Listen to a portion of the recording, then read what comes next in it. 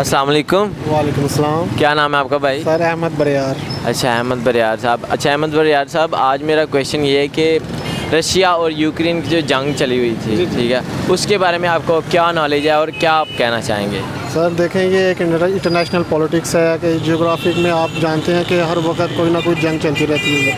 जंग के बगैर असला जो इंडस्ट्री है, वेपन इंडस्ट्री, वो बिल्कुल नहीं चल सकती। जो इंटरनेशनल माफिया है वो किसी भी खिते में हर वक्त जंग चलाई रखती है, जिस वजह से उनका अपना बिजनेस चलता है। अब आप ये देख सकते हैं, ये एक ग्रेट गेम है, एक बहुत बड़ी जो सेंट्रल पावर्स हैं, इंटरनेशनल पावर्स हैं, ये उनकी एक दूसरे को नीचा दिखाने के लिए एक ये जंग है जिसका जो मैदान है वो यूक्रेन का मैदान बना हुआ है। और आप ये देख सकते हैं कि हम तारीख में देखें कि जो जंग अज़ीम वर्ल्ड वॉर 1, वर्ल्ड वॉर 2 हुई, इसके अंदर जो सेंट्रल पावर्स थी वो बिल्कुल स्ट्रेट में आपस में जो है उनकी जंग हुई आपस में, जिसकी वजह से उनका अपना जो वजूद है वो ख़त्म हो गया।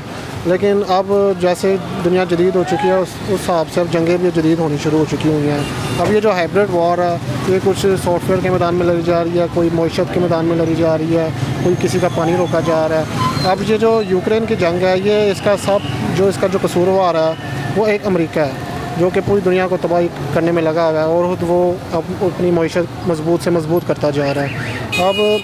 अब आज से आप यूक्रेन की अगर तारीख देखें तो ना वो नाटो में शामिल होना चाहता था, ना वो यूएन में शामिल होना चाहता था, ना वो ओवरसीज़ में शामिल होना चाहता था। लेकिन अमेरिका ने उसको लालच दे के उसको एक मईशत को उसको घेरा डाल के उसको फंसाया और उसको मजबूर किया कि वो नाटो में, यूएन में या वार्सा पैक्ट में शामिल हो। लेकिन जो रशिया, वो खुद आपको पता है USSR 1990 से पहले एक सुपर पावर था, उसके कोलैप्स के बाद वहाँ का जो प्रेसिडेंट है Vladimir Putin, president of Russia, वो ये बिल्कुल नहीं चाहता था कि उसके हमसाया ममालिक में कोई अमरीकी इत्तेहादी मुल्क बैठे। इस वजह से उसने अपनी नेशनल सिक्योरिटी को ये इस चीज़ का ख़तरा माना और जंग छेड़ दी। और आप जैसे कि देख सकते हैं, आप जोग्राफी में देख सकते हैं, जिस इलाके में यूक्रेन की रशियन फोर्सेज गई हैं, वहाँ वैसे भी उनकी सपोर्ट के लिए रेबल्स बाकी ग्रुप मौजूद थे। उनकी बहुत अरसे से रशिया उनको पाल रहा था, उनको असला, पैसा और नेशनलिटी भी रशिया ने दी हुई थी, और वो एथनिकली नस्ली तौर एतबार से वो वैसे भी रूसी हैं। लेकिन जो इस जंग का जो असल नुकसान जो बर्दाश्त कर रहा है, वो आप जानते हैं, एक आम इंसान, एक कॉमन मैन, एक गरीब इंसान, एक मिडिल क्लास इंसान, जिसके घर पे मिसाइल बच गया, जिसका बाप गोली से मर गया, कुछ लोग बेघर हो गए, काफ़ी लोग अपनी जानों से हाथ धो बैठे। लेकिन इसका असर अब हमारे मुल्क में भी इस तरह आ रहा है कि अब देखें, पाकिस्तान अमरीकी कैंप में रहता है और रशिया पे पाबंदी लग चुकी हुई है मुकम्मल तौर पर। कोई भी इंटरनेशनल ट्रेडिंग आप रशिया से नहीं कर सकते।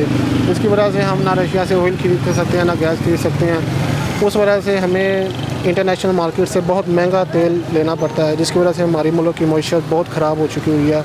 उसका असर मुझ पर भी आ गया, आप पे भी आ गया। हर इंसान उस जंग का जो होने वाले असरात हैं वो महसूस कर रहा है और उसकी कीमत अदा कर रहा है। यानी आपका कहना है कि ये कोई बैटल वार नहीं, ये एक पॉलिटिकल वार थी? पॉलिटिकल वाला बिजनेस वार है। हर अपने ज़ाती मफाद की ये जंग है जिसकी कीमत एक गरीब इंसान अदा कर रहा है। ऐसा ही ठीक। तो इसमें हमारे कंट्री का क्या उनके साथ, इस वार के साथ कोई कनेक्शन है?